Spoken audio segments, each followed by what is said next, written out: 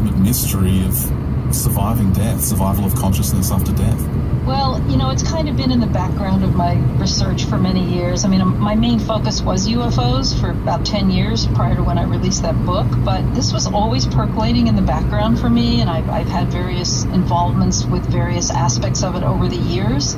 I just never wrote about it or really talked publicly about it. And so by the time the UFO book was sort of completed, and then I was involved with a documentary on it, took about a year, it was sort of, the moment was just right for me to kind of get back into this topic. I can really dig into it because then my publisher invited me to do another book, and it just seemed like absolutely the thing I wanted to do.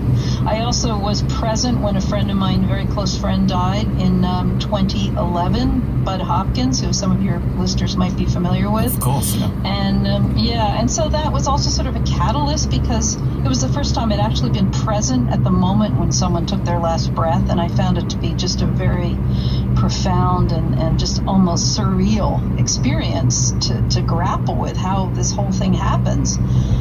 So that was sort of another thing, but it's really an area I've been fascinated with for a very long time. So I was so thrilled to be able to focus in on it like this. You're such a fantastic researcher, and we know this from your previous book, and you have this a really balanced journalistic approach to what you do. And I went into the new book really expecting to see much of what you've got, which is a very wide selection of some of the best evidence we have from near-death research. But I was pleasantly surprised to see you started the book with cases of children that remember past lives. And here on the show, we've been covering the work of Jim Tucker and, of course, his predecessor, Ian Stevenson, very closely for years. We're huge fans of their work.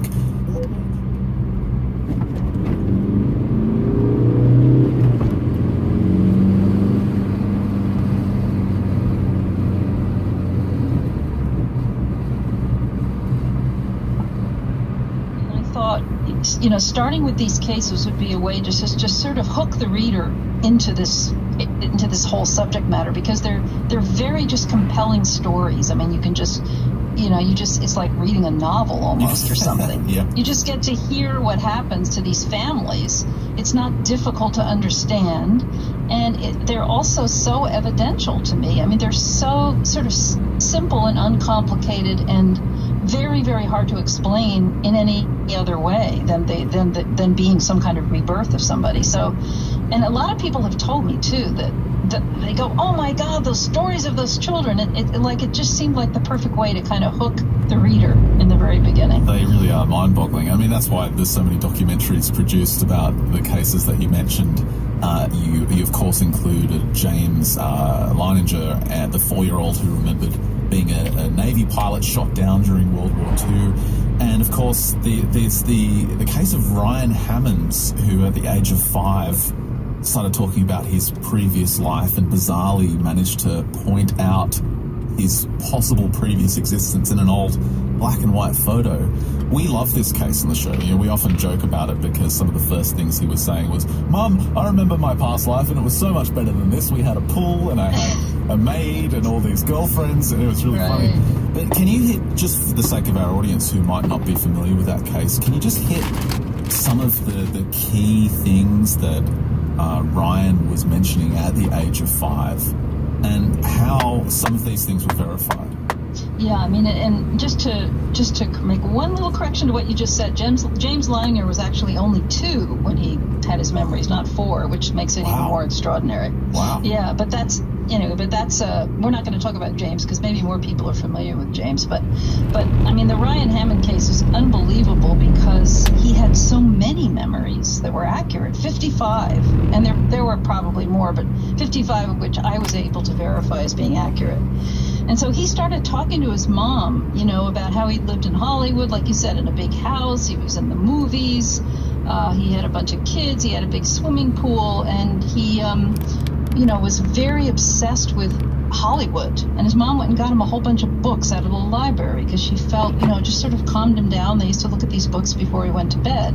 And as you said, one night he pointed to this photograph in a book it was a still from a 1932 movie starring George Raft, and he pointed to this.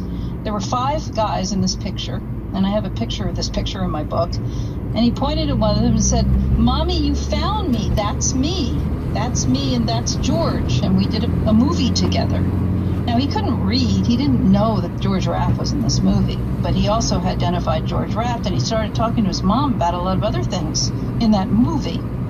And so, what was unusual about this case was they had a photograph that they were trying to uncover, basically to discover who the previous person was. And that's very unusual because it doesn't usually happen that way. So anyway, Ryan had terrible nightmares. His mom got no sleep for a long time. He talked about somebody he called Senator Five all the time. He said he was this bad guy, and he used to go see Senator Five. He said he went to New York to see him. He talked about being an agent. Talked all the time about how he was an agent, and he always wanted to put on these fancy glasses and wear fancy clothes, and he said they were agent clothes, Yeah, his mom's, they thought he was probably worked for the CIA or something, that he was some kind of a undercover agent or something, because he said the agency he worked for changed people's names. So anyway, there were just lots of details like that. I mean, he talked about how old he was when he died. He said you go to a room with a number on it when you die. I have in my book a list, he had a daughter, a list of the 55 points that Ryan made. And what was really important about the case, so that makes it evidential, is that his mom, Cindy, wrote down everything he said on the very day that he said it and sent those emails to Dr. Jim Tucker, who you just mentioned. Yes. So that he had on file everything that Ryan said before anything was known about who this previous person was. So there's no way they could have, faked it later on or something like that. So that makes it really strong that it was all on record, before they found the guy. Well, you made that point that because everything was recorded, it wasn't like the situation could be adjusted to fit the story of the previous life later on. It was already all there. Exactly, and it was there with, a psychiatrist from the University of Virginia who is an expert and who keeps very, very careful records and knows how to investigate cases. So he's not, he's a very astute person. So if anybody is skeptical about it, that's a very, very strong element about it, that his mom was careful enough to write everything down. And eventually, Jim Tucker was approached by a production company, and they went through this long process of hiring an archivist to track down this photograph, because the person who he pointed to in the photograph, they assumed was not mentioned in the credits to the movie, because they were able to see the movie, and that person had no lines in it. He was in like 2 scenes. He was an extra, not one speaking part. And they had no idea who he was. So eventually this archivist went to the huge library in Los Angeles where all the movie records are kept. And she found a file on this particular movie, which, as I said, was 1932. And there in that file was a photograph of that man with his name on the back, Marty Martin. So once they had the name of that person, who was the one that Ryan had pointed to, they were able to find out, all the archival records and birth certificates and, family records and all the stuff about this individual. And it turned out that everything that most of the things, let's say, that Ryan said about him were accurate to that person. Certainly 55 things were accurate. Right. What I found interesting about the fact that there was a production company working with the family was that the production company had an individual in mind who they thought might be the identity of the person that the young boy was remembering.